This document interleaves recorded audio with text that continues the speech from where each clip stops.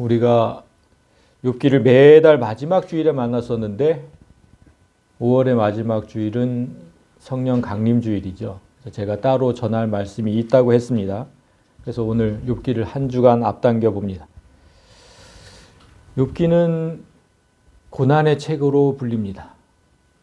욥이라는 그 이름의 뜻이 고난받는 이런 뜻이어서 욥은 우리 성도들이 받는 고난의 대표주자.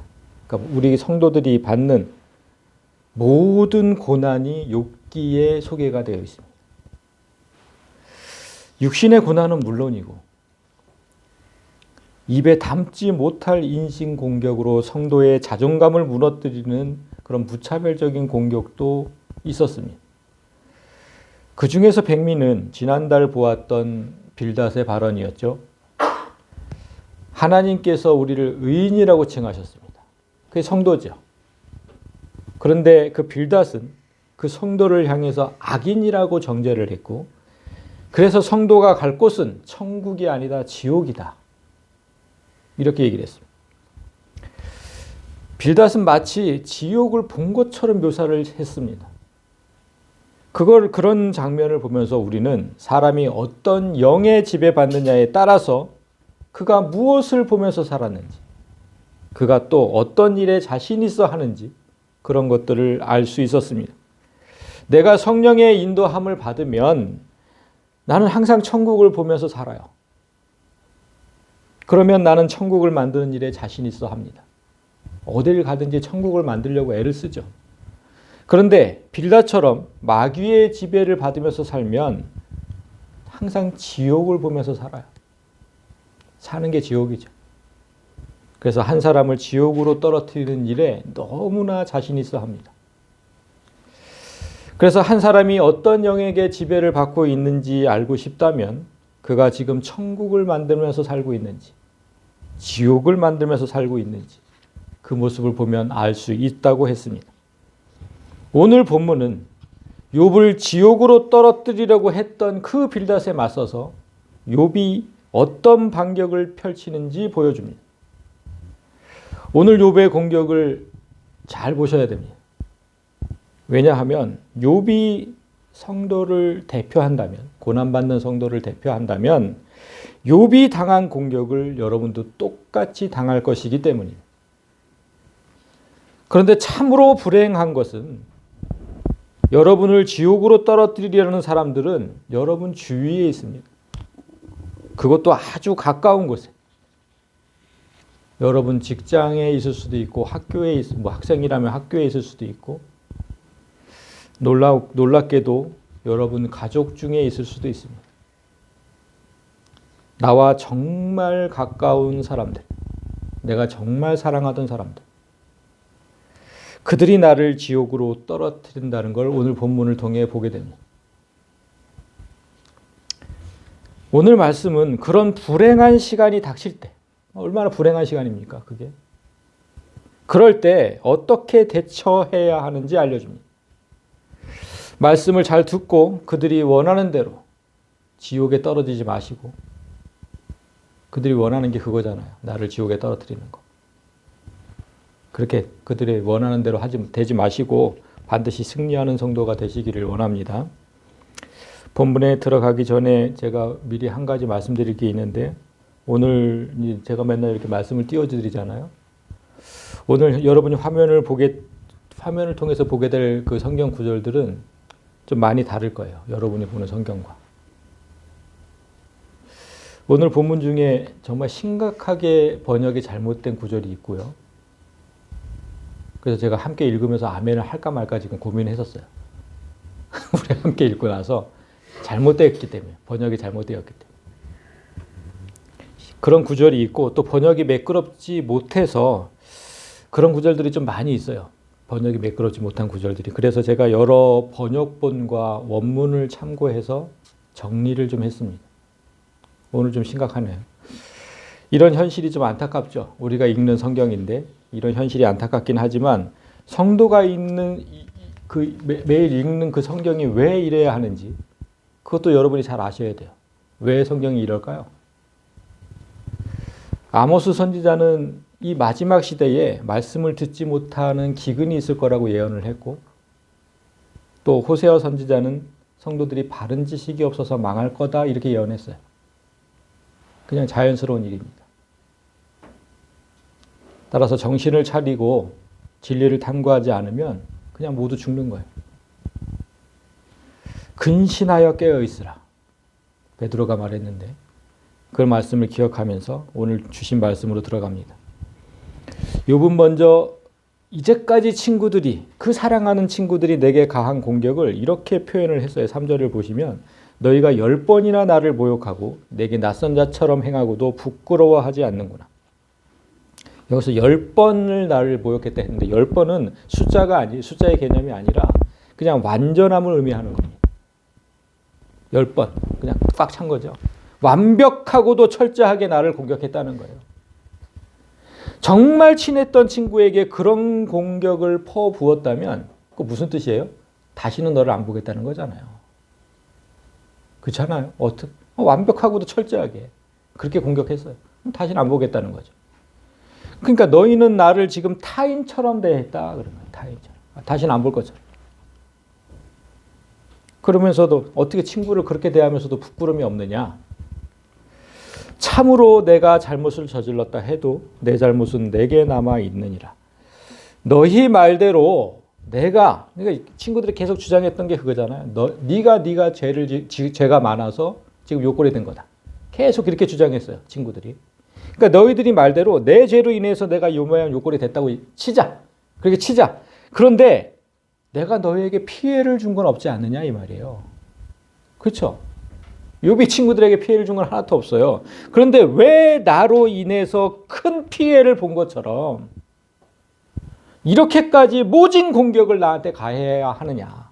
이거 묻는 거예요. 내가 잘못을 저질렀다 해도 내 잘못은 나한테 있지. 니네한테 있는 게 내가 너한테 잘못한 게 없잖아. 이 뜻이거든요. 정말 아무 이유 없이 그 친구를 공격하는 거예요. 난 그 친구들한테 공격을 한 적이 없거든. 근데 왜 나를 이렇게 공격하지? 아무 이유가 없어요. 어저께 참 이 말씀을 그러니까 한 주간 동안 묵상하다가 어저께 그것이 알고 싶다를 보는데 그런 내용이 나왔어요. 친구들이 아무 이유도 없이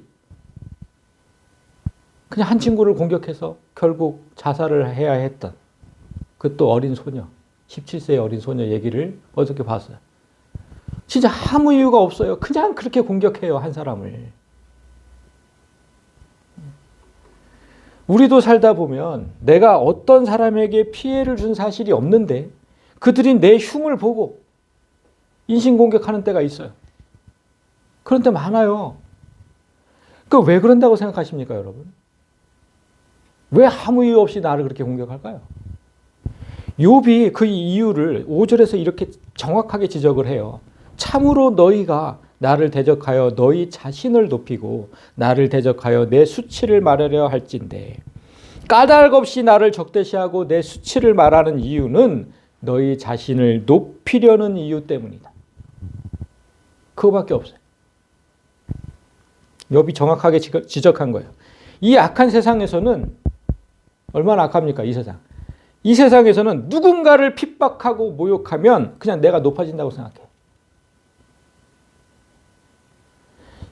나의 힘을 그런 식으로 과시하는 거예요. 사람들 앞에서. 한 사람을 죽이면서. 봤지, 내 힘. 내가 높아지는 거예요. 이렇게 착각하는 거예요. 참으로 못난 거예요. 그런다고 내가 높아집니까? 얼마나 어리석은 짓입니까? 욥이 지금 그런 행동이 얼마나 어리석은 것인지 다음 절에서 또 얘기를 합니다. 하나님이 나를 억울하게 하시고 자기 그물로 나를 애워싸신 줄을 알아야 할지니라. 너희가 아무리 나를 모욕하고 나를 낮추려고 해도 그건 너희가 하는 일이 아니야. 누가 하는 일? 하나님이 하시는 일. 이렇게 얘기를 해요, 지금 욥이. 여러분, 이 말이 얼마나 큰 신앙의 말인지 아셔야 돼요. 이 말이. 지금 여러분 한번 생각해 보세요. 욥에게 일어난 이 모든 고난이 지금 마귀로부터 시작된 겁니까? 마귀가 그렇게 한 건 맞아요. 그런데 그 위에 누가 있어요? 하나님이 계시죠. 하나님이 허락하셨잖아요, 마귀한테.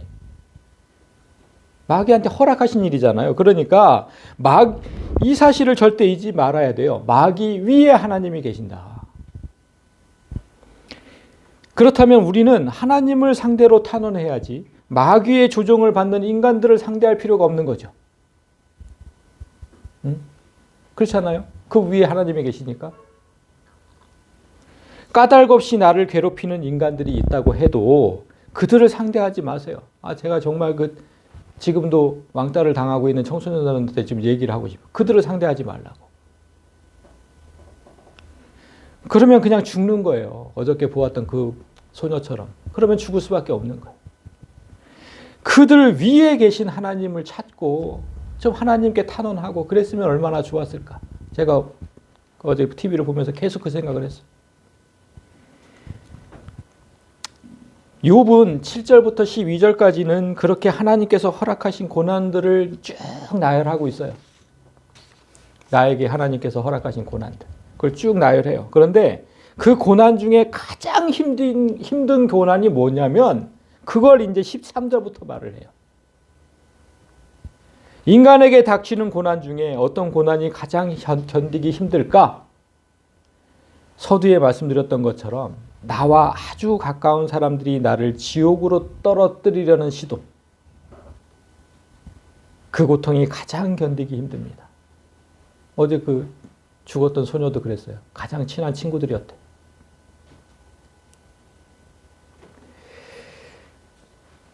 이제 13절부터 그 친한 사람들이 누군지 일일이 소개를 합니다. 일일이. 여러분 주위에 있는 사람들이에요. 잘 보세요. 13절. 먼저 나의 형제들. 내 형제들. 피를 나눈 내 형제들. 그들이 나를 멀리했고 그 다음에 내 친척.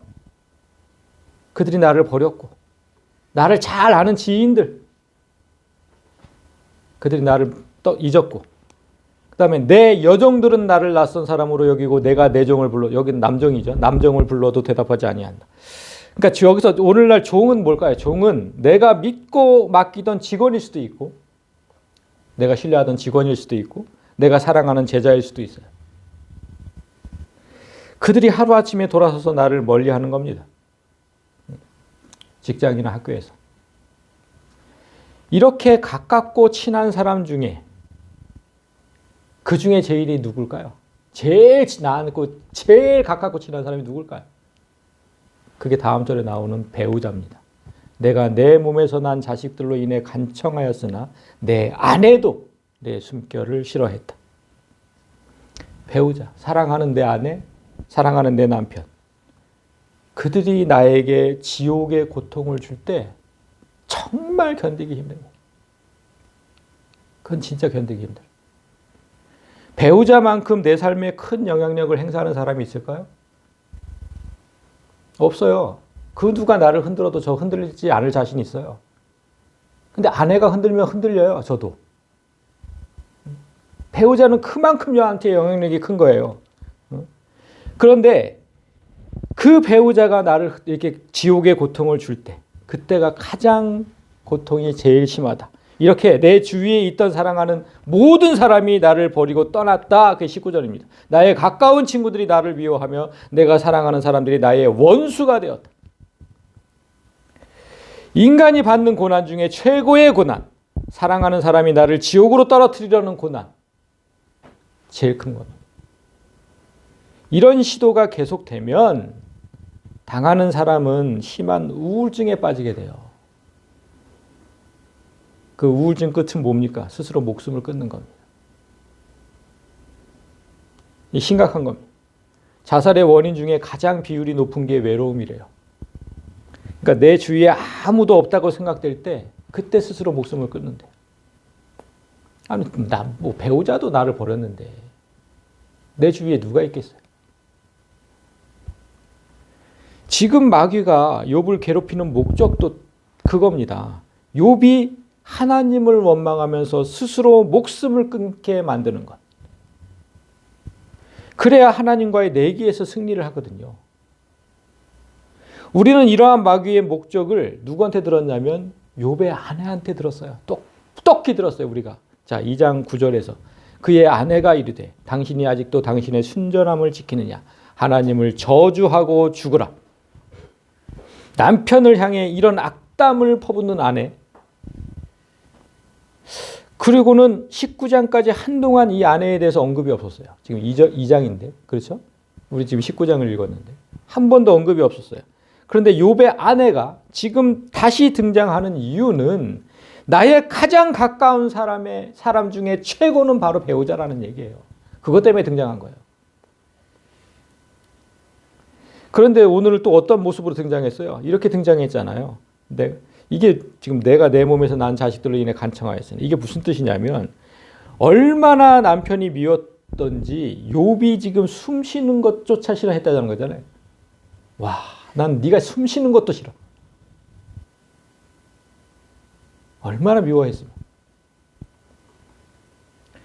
지금 앞절이 뭐냐면 앞절을 보세요. 내가 내 몸에서 난 자식들로 인해 간청해. 그러니까 차갑게 나를 외면하던 아내를 향해서 욥이 자식들 얘기를 하면서 간청했대요.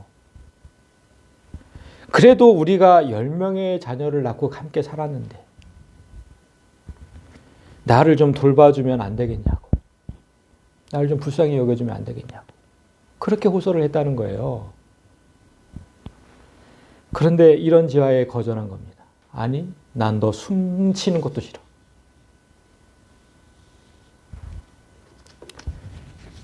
지금 욥의 상태가 어떤지 다음 절에 나와요. 내 피부와 살이 뼈에 붙었고 남은 것은 겨우 잇몸뿐이다. 그러니까 먹은 게 없어요. 먹은 게 없어서 지금 문둥병자들 옛날 다 그 동굴에 살았으니까 그 먹은 게 없어서 그야말로 피골이 상접한 상태로 잇몸만 드러난 잇몸만. 그 상상이 되시죠? 거기에 살이 썩어가서 기와장으로 매일 그거 대고 있다고 우리가 봤잖아요. 그러니까 정말 몰골이 흉측한 거죠. 흉측한 거. 이런 상태로 혼자 버티기가 너무너무 힘들어서 그 아내한테 부탁을 한 건데 차갑게 거절한 거. 여러분 오늘 마침 또 부부의 날이네요. 5월 21일. 부부의 날이에요. 인간의 삶은 때때로 위기와 고난에 직면하죠. 아주 많은 경우에 그렇죠. 그럼 그때 내 주위의 모든 사람이 떠나도 마지막까지 내 곁을 지켜줄 수 있는 건 배우자 아닙니까? 그래야 되는 거 아니에요? 근데 지금 안 그러고 있는 거예요, 욥의 아내가. 지난 주일 이삭과 리브가라는 그 부부를 통해서 우리가 보았잖아요. 가정의 위기 때 하나님 말씀대로 행하면서 그렇게 가정을 다시 일으켜 세우는 부부가 있는가 하면 오늘 이 욥 고난 앞에서 신앙을 놓지 않으려고 발버둥치잖아요. 욥이.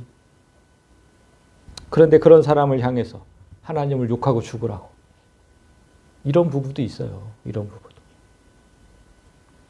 부부가 어떤 모습이어야 하는지 다시 한번 되새기는 그런 시간이 되길 원합니다. 이제 우리가 함께 읽었던 본문으로 들어갈 텐데 그 본문전 그 21절, 22절이 있어요. 근데 22절은 사랑하는 사람들이 주는 고난이 얼마나 아픈 것인지 그냥 다시 한번 말하는 거거든요. 나의 친구야, 너희는 나를 불쌍히 여겨다오. 나를 좀 불쌍히 여겨다오. 하나님의 손이 나를 치셨구나. 그러니까 하나님께서 나를 치셨으니까 너희는 나를 좀 불쌍하게 여겨달라고 2번이나 부탁하잖아요. 2번이나. 간절하게. 그리고 너희가 어찌하여 하나님처럼 나를 박해하느냐? 내 살로도 부족하냐? 너희가 하나님도 아닌데 너희가 하나님이 아니잖아. 그런데 왜 나를 치느냐? 나를 칠 수 있는 건 하나님밖에 없죠. 성도를 칠 수 있는 건. 근데 내 살로도 부족하냐 그랬어요. 그러니까 내 육체가 이렇게 썩어 문드러져 가는 걸 보면서 내 영혼까지 꼭 파괴를 시켜야 되냐? 살로는 부족하냐?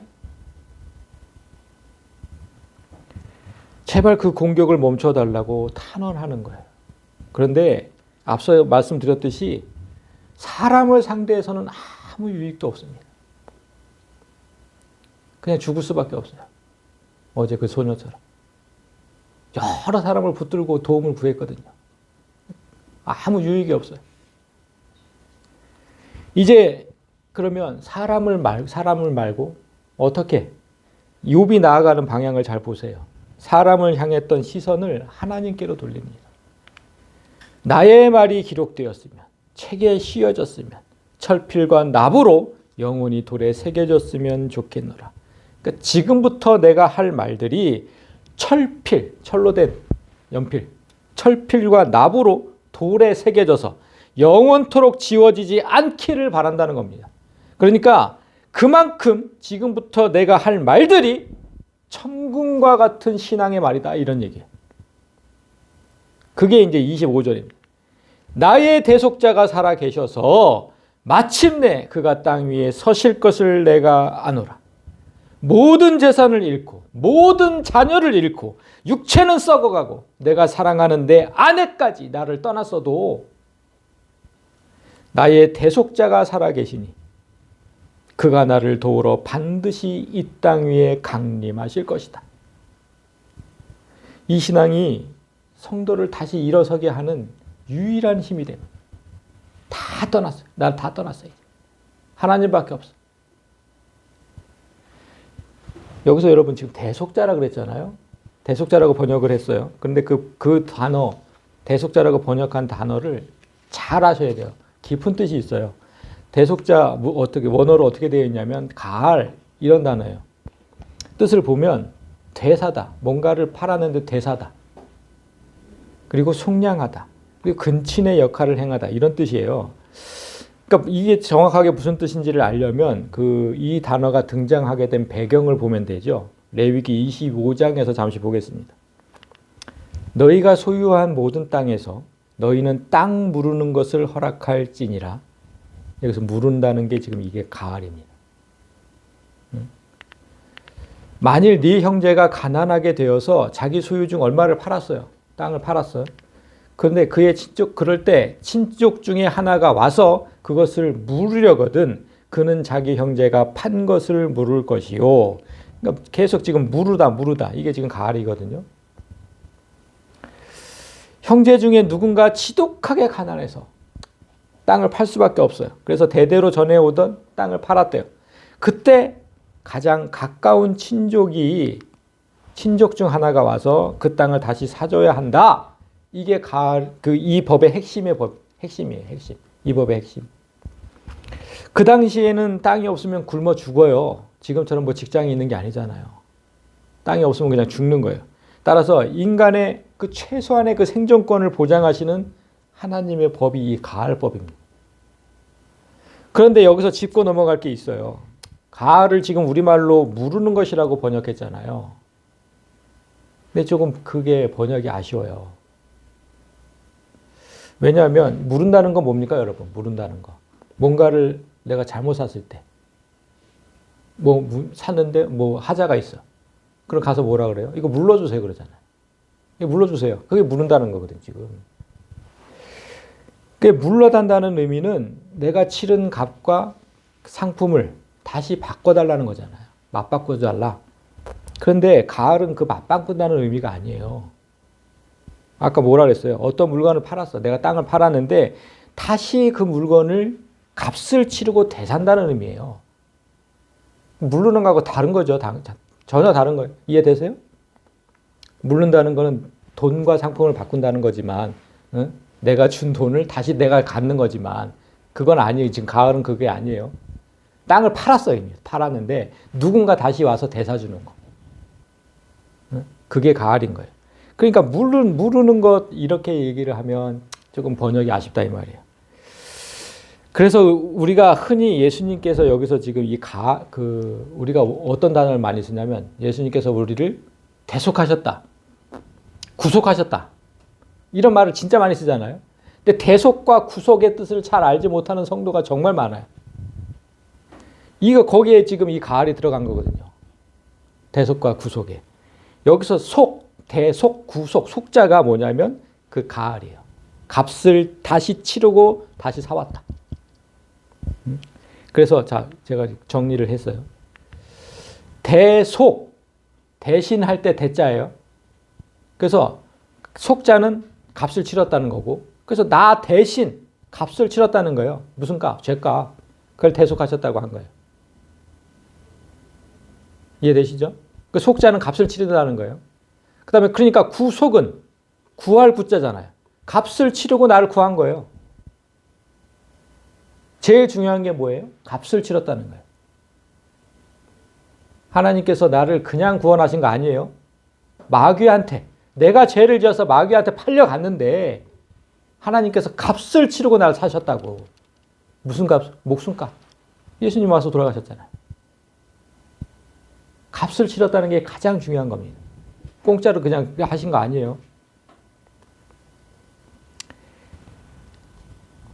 그래서 지금 여기서 가장 중요한 게 뭐냐면, 근데 나 대신 값을 치르는 게 누구라고? 아까 나 대신 값을 치러야 하는 게 누구라 그랬습니까? 아까 레위기 25장에서 친족 중 하나가 와서 이랬잖아요.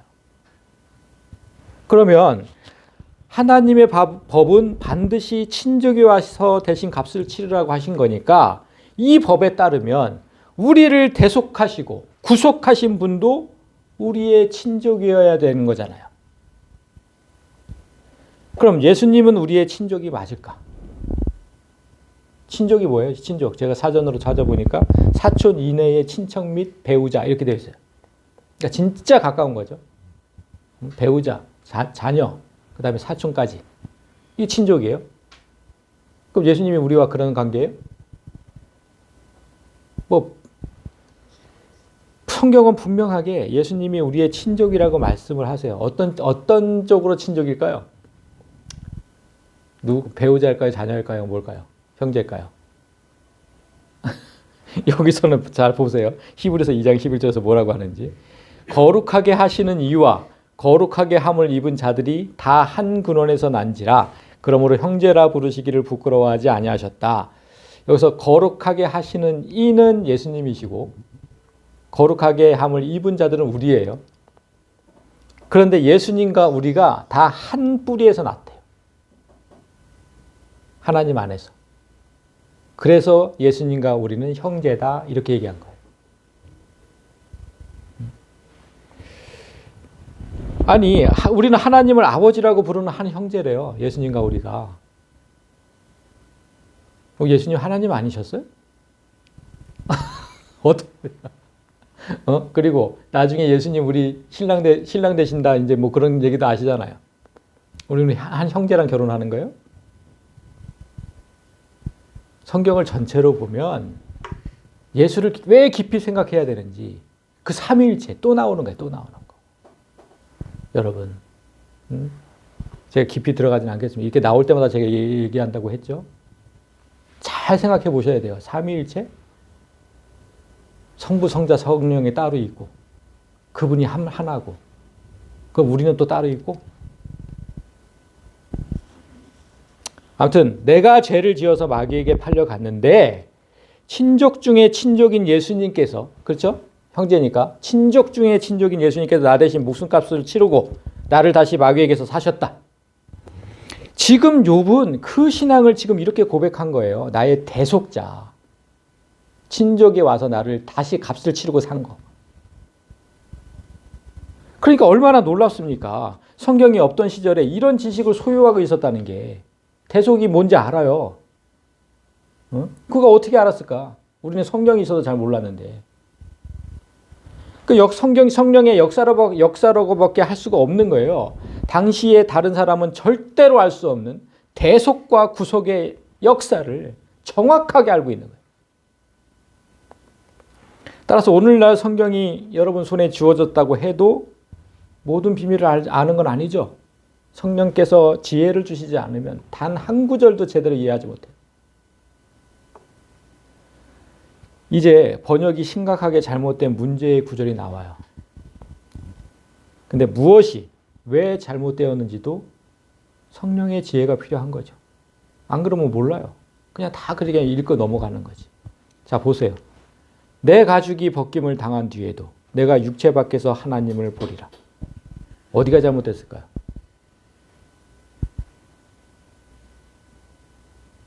잠시 시간을 주는 거예요. 화면을 통해서 보시는 분들을 위해서도 어디가 잘못됐을까? 자, 앞구절을 잘 보세요. 내 가죽이 벗김을 당한 뒤에도 이렇게 되어 있죠. 그러면 가죽이 뭐 육체죠, 육체. 내가 육체를 벗는 때, 그때를 얘기하는 거예요. 내가 육체를 벗는 때가 언제죠? 죽었을 때죠. 죽었을 때. 그리고 또 하나는 예수님께서 다시 재림하시는 날. 그러니까 예수님께서 재림하시기 전에 죽은 사람들, 그 사람들 육체를 벗고 이렇게 살아있는데 예수님이 딱 오셨어. 그때도 이 육체를 벗어요. 그러니까 두 군데가 있는 거예요. 그런데 25절에서 지금 아까 뭐라 그랬냐면 지금 이렇게 얘기했잖아요. 마침내 그가 땅 위에 서실 것이다. 그럼 언제를 얘기하는 거예요? 재림 때 얘기하시는 거죠. 그죠? 땅 위에 지상 재림이잖아요. 지상 재림, 재림이. 그러니까 이건 지금 지상 재림 얘기를 하는 거예요. 그러면 26절에서 육체를 지금 벗는 날, 이 육체를 벗는 날은 지금 인류의 마지막 날을 의미하는 거예요. 그죠? 그러니까 문맥을 잘 봐야 되는 거예요. 그러면 그날 성도들의 육체가, 예수님 다시 오시는 날 성도들의 육체가 어떻게 된다고? 그거를 부활장, 고린도전서 15장에서 이렇게 얘기를 했어요. 보라, 내가 너희에게 비밀을 말해줄게. 우리가 다 잠잘 거 아니요. 그러니까 죽은 자들 얘기하는 거예요. 예수님 오시기 전에 죽은 자들 잠잘 게 아니요. 마지막 나팔이 울리면 순식간에 다 변화되리니 죽은 자들, 이미 죽은 자들은 썩지 아니할 것으로 다시 살아나고 살아있는 우리도 변화되리라. 그때까지 죽지 않고 살아있는 사람들도 변화되리라. 예수께서 지상 재림하시는 날 이미 죽은 자들은 죽기 전 입었던 그 육체가 아니라 전혀 다른 육체, 썩지 않는 육체를 입고 부활하고 그날 살아있는 자들의 육체, 그날 우리가 이렇게 살아있다면 이 육체가 순식간에 변화해서 완전 환하게 빛나는 빛의 육체로 바뀔 것이다. 이렇게 얘기한 거예요.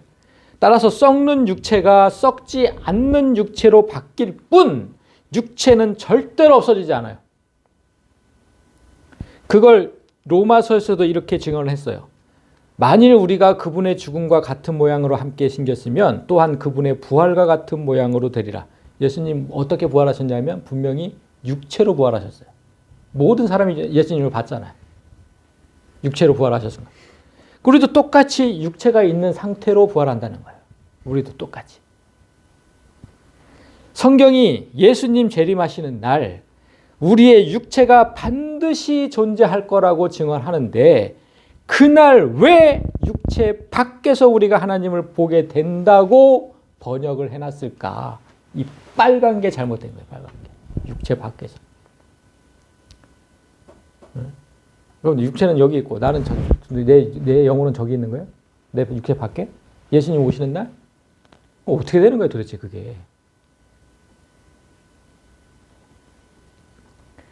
진짜 심각한 오역이에요. 심각한 오역. 예수님 오시는 날 이렇게 얘기를 하면 큰일 나는 거예요. 육체 안에서. 이래야 돼. 내가 예수님 오시는 날 이 육체 안에서 하나님을 보리라. 이 다음 절을 보면 27절을 보면 그게 맞는 번역이라는 걸 알 수 있어요. 자 보세요. 내 콩팥이 내 속에서 소멸될지라도 이 지금의 육체는 다 썩어 없어 문드러져. 그날. 근데 그날 내가 직접 그분을 보리니 다른 것이 아니요 내 눈이 바라보리이다.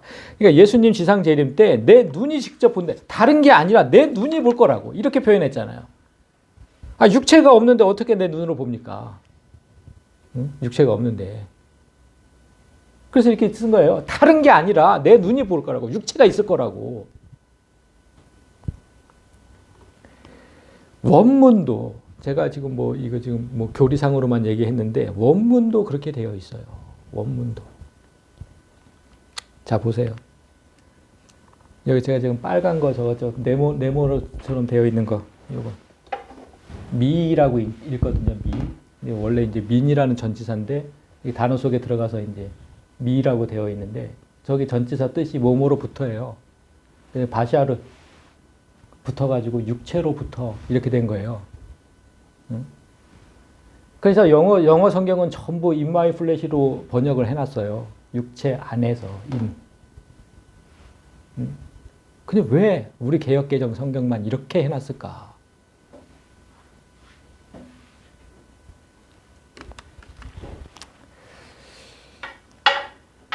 성경 66권 중에 제가 그때도 얘기했지만 욥기가 가장 이해하기 어려워요, 여러분. 욥기가.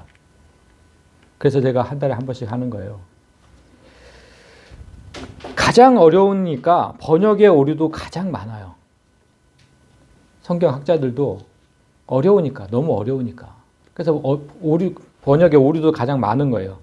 그런데 여러분, 욥기에는 우리가 여태까지 봐왔듯이 성경에 중요한 교리들이 다 들어있잖아요. 그런데 번역이 매끄럽지 못해서 성도들이 이해하기 어렵고, 또한 번역이 잘못되어서 성도들이 잘못된 교리로 끌려간다면 큰일인 거잖아요. 성경을 편찬하시는 분들의 노고를 제가 잘 알아요. 얼마나 힘들었겠습니까? 그렇지만 좀 더 세심한 번역과 이렇게 오류가 발견되면 좀 빠른 교정, 그런 것들을 좀 해주시기를 간곡하게 부탁드립니다. 자, 예수님 재림하시는 날 성도는 썩지 않는 몸으로 변화하고 그 상태로 주님을 영접하게 됩니다. 그러나 제대로 믿지 않는 자에게는 생애 가장 무서운 시간이 됩니다. 그게 28절이에요. 그때 너희는 이르기를 문제의 뿌리가 내 안에서 발견되었거늘 어찌하여 우리가 그를 핍박했을까 할 것이라. 그때, 그러니까 심판의 날인 거예요. 예수님 재림하시는 날. 그때 너희는 이렇게 얘기할 거야. 아, 문제의 뿌리가 내 안에 있었구나. 근데 내가 어떻게 저 사람을 저렇게 핍박을 했을까? 이렇게 고백할 거라는 거예요. 그날이 되면. 여러분, 우리가 그날 예수님 다시 오시는 마지막 그 심판날 분명하게 자기 죄를 고백한다고 되어 있죠. 자, 로마서 14장에 있습니다. 주께서 이르시되 내가 살아있다. 딱 그날 오셔가지고 자, 봐. 나 분명하게 살아있다. 여태까지 믿지 않았어. 모든 사람들이. 많은 사람들이. 분명하게 살아있다. 이 말씀하시고 그때 모든 무릎이 내게 꿇을 것이요 모든 혀가 하나님 앞에 자백하리라 하였으니 각 사람이 자기 일을 하나님께 직고하리라. 직접 고백하리라. 그날 어떻게 감당하려고. 지금은 그 누구도 나한테 문제가 있다고 인정하지 않아요. 아주 정말 완악하게도 인정하지 않아요. 근데 마지막 날 하나님 앞에서는 자기가 직접, 네, 하나님 그랬습니다. 거짓을 할 수가 없거든, 하나님 앞에서는. 나에게 문제가 있었습니다. 나에게 문제의 뿌리가 나한테 있었다. 그런데 오히려 나는 다른 사람을 비난했습니다. 라고 이제 고백할 것이다. 이제 욥이 그렇게 얘기한 거예요. 참 대단한 거죠, 신앙이. 예수님은 심판 날이 오기 전에 그래서 그런 태도를 좀 고치라고 그 신약 성경을 보면 누누이 말씀하셨어요. 그런 심판 날이 오기 전에 좀 고치라고. 대표적으로 어떤 게 있었어요? 이게 있었죠. 마태복음 7장에 어찌하여 형제의 눈속에 있는 티는 보고 네 눈속에 있는 들보는 깨닫지 못하느냐. 너 위선자여, 먼저 네 눈에서 들보를 빼내라. 그 뒤에야 네가 분명하게 보고 네 형제의 눈에서 티를 빼내리라. 여기서 지금 위선자라고 말씀하셨거든요. 위선자가 뭡니까, 여러분? 악을 선으로 위장한다. 그래서 위선자는 자신이 거짓을 말하고 있는지 알아요. 또는 이게 진리인지 뭔지 잘 몰라. 그런데도 말하고 있는지 알아요. 거짓인 줄도 알고 잘 모른다는 것도 알아요. 근데 하는 거예요, 그냥. 알면서도, 그걸 잘 알면서도 그냥 진리처럼 말을 하는 거예요. 그래서 예수님은 네 안에 있는 그 위선을 빼내지 않으면 진리가 보이지 않는다고 얘기한 거예요. 위선을 빼내야 네가 분명하게 볼 것이다. 그거부터 빼내라, 그거부터. 하나님 저 잘 몰라요. 가르쳐 주세요. 하나님 앞에 직고하는 시간이 이르기 전에 반드시 위선을 빼내야 됩니다. 모르면 모른다. 그 말하지 말고, 모르는 걸. 그런데 끝까지 예수님의 이런 말씀을 듣지 않으면 어떻게 되는지가 이제 오늘 본문 마지막 절이에요. 너희는 칼을 두려워해라.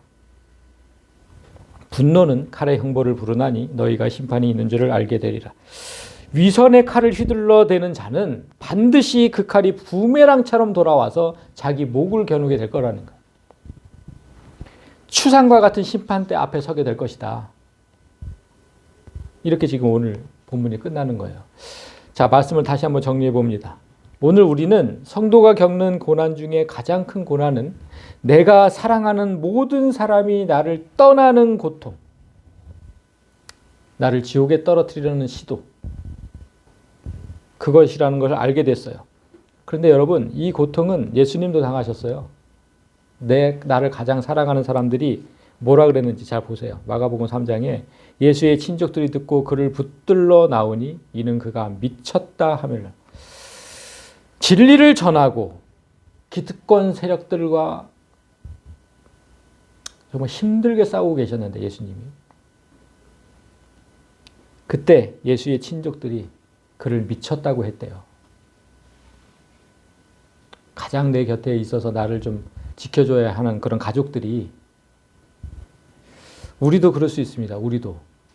제가 만약에 이 막강한 기독교 기득권층들과 제가 싸운다고 생각해 보세요. 잘못된 거다. 그 교리 잘못된 거다. 그러면서 제가 진리를 선포한다고 생각해 보세요. 우리 가족들도 이럴 거예요. 너 미쳤냐? 그만해라 이제. 그러나 예수님은 끝까지 그 길 가는 것을 멈추지 않으셨어요. 그렇죠? 끝까지 가셨죠. 끝까지. 그때 가족들뿐만 아니라 누구도 제자들까지도 예수님을 배신했잖아요. 다 떠났잖아요. 예수님은. 제자들도 떠났잖아요. 마지막 순간에는. 성경은 예수님 당한 고난을 우리도 똑같이 당해야 된다고 얘기를 해요. 그런 사랑하는 사람들이 떠나는 고난을. 응? 그래야 우리도 예수님 받으신 영광을 똑같이 받을 수 있다고 얘기를 하거든요. 로마서 8장에 있어요. 우리가 자녀라면 곧 하나님의 상속자요 그리스도와 공동 상속자다.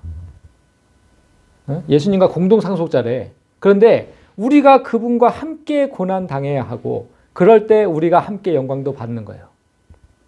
공동 상속자라는 거. 예수님 받으신 고난 그건 나는 싫고 예수님 받은 영광만 나만 받겠다? 그건 없는 거예요. 그건 없는 거예요. 그러니까 성경을 보세요. 예수님이 어떤 고난을 당하셨는지. 그걸 내가 다 받는다고 생각을 하셔야 된다고 여러분. 가족들한테 미쳤다는 소리도 듣고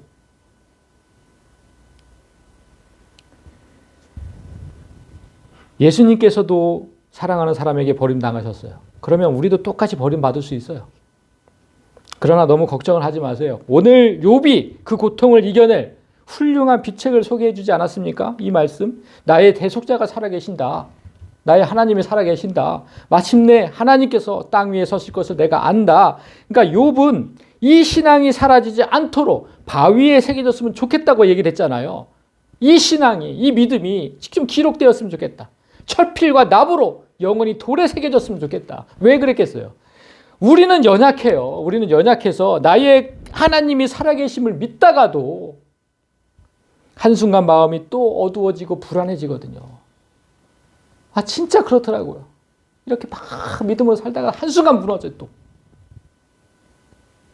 그래서 이 신앙이 제발 사라지지 않기를. 이 믿음이. 하나님을 향한 믿음이 사라지면 그냥 내 삶의 모든 게 무너지는 거예요. 무너지는 거예요. 그냥 무너지는 거예요.